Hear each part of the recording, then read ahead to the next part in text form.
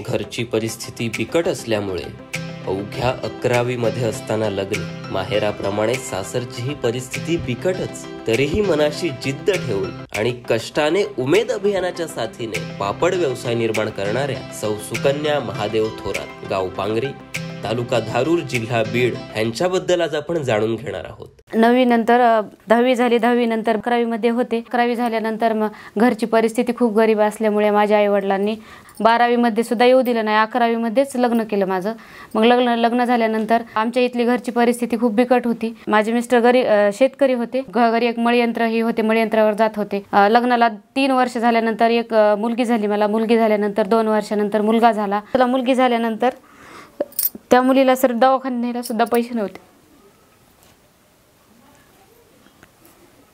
त्यांच्या शिक्षणाला, त्यांचे संगोपन हे करण्याला. त्यामुळे मला वाटत होतं असं काहीतरी करावा. नंतर गावामध्ये वर्धिनी आल्या, गावात फिरल्या त्या. मग गावात फिरल्यानंतर आम्ही मग त्यामधल्या गट तयार करा.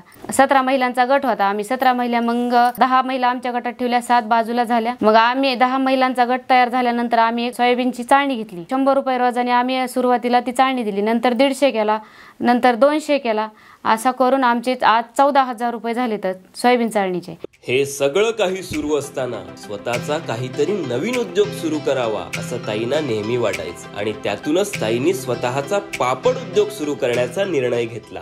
मी पापड मशीन घ्यायचा निर्णय घेतला. मग आम्ही लोखंडी आणलं, शेड मारलं आणि मशीन आणली जाऊन. हे उद्घाटन हे झालं सगळं. पापड उद्योगाला सुरुवात झाली. मग मशीन आली घरी, आमची व्यवसाय चालू झाला.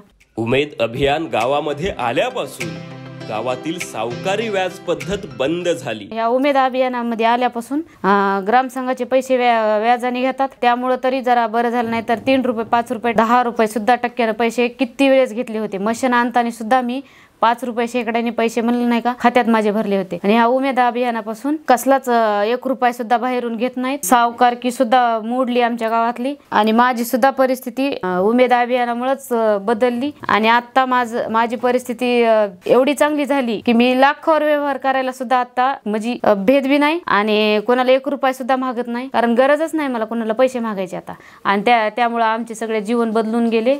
आणि उमेद अभियानाचे आभार.